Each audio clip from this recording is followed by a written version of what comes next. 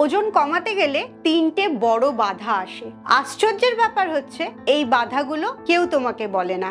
এই বাধাগুলো কি এবং কিভাবেই বা তুমি এই বাধাগুলো উতরাতে পারবে, সবটাই আজকের ভিডিও থেকে জানতে পারবে। তাই পুরো ভিডিওটা একটু স্কিপ না করে প্রতিটি কথা শুনবে এবং বোঝার চেষ্টা করবে, তাহলেই দেখবে তোমার ওজন কমাতে অনেক সাহায্য হবে। Welcome to good life with Sukanya. আমি লাইফস্টাইল কারেকশন কোচ।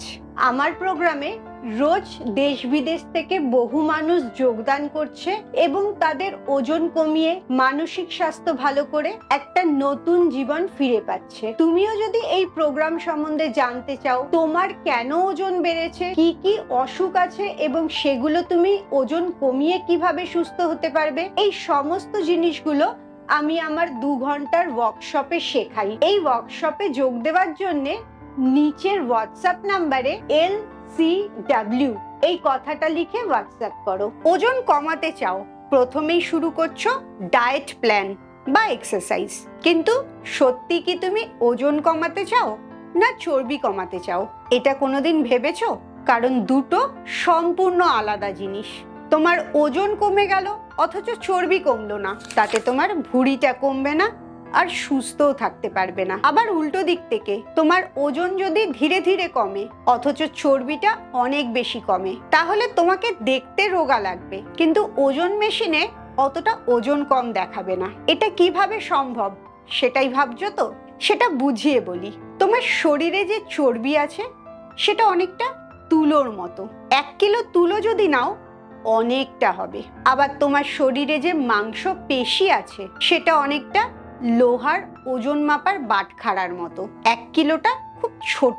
তুমি যখন অনেক মোটা, অনেক ফোলা, তখন তোমার শরীরে এই তুলোর বা চর্বির পরিমাণটা বেশি আছে, এই লোহা বা মাংসপেশির পরিমাণটা অনেক কম আছে। তোমার কাজ হচ্ছে এমন জীবনযাপন তৈরি করা যাতে ধীরে ধীরে চর্বিটা কমতে থাকে আর মাংসপেশিটা বাড়তে থাকে। এক্ষেত্রে তুমি যখন জীবনযাপন পরিবর্তন শুরু করলে, এরম হতেই পারে 1 মাসে তোমার চর্বিটা কমলো 5 কিলো।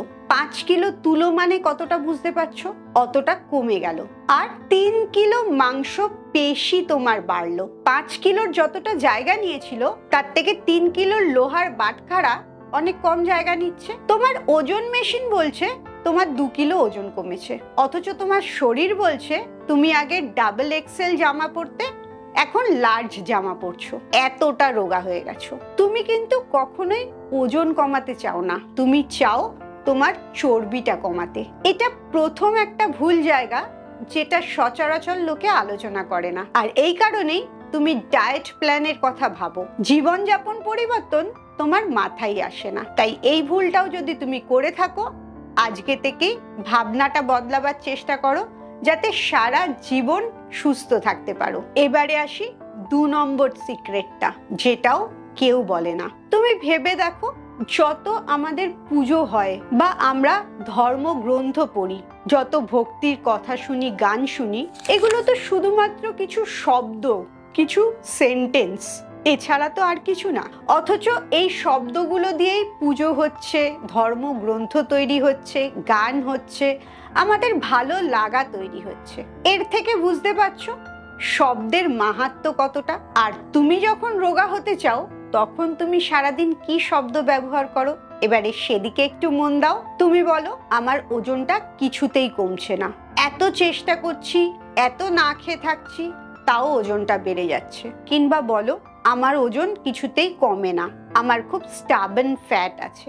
বা অনেকে নিজেকে সান্ত্বনা দেওয়ার জন্য এটাও বলো আমার হাড়ের ওজন অনেক বেশি, বা আমার হেরিডিটারি, আমার বংশের সবাই মোটা তাই আমিও মোটা। এই সমস্ত কথাগুলো হচ্ছে নেগেটিভ অ্যাফার্মেশন। তুমি আসলে যেটা চাইছো তার বিরুদ্ধে তুমি কথা বলছো। এই বিরুদ্ধে কথাটার এনার্জিটাই সারা ইউনিভার্সের কাছে যাচ্ছে এবং সেটাই তোমার কাছে ফেরত আসছে। এর একটা আইডিয়াল উদাহরণ দিই। আমার লাইফস্টাইল কারেকশন প্রোগ্রামে এরকম সবাইরই কিছু না কিছু নেগেটিভ কথা থাকে।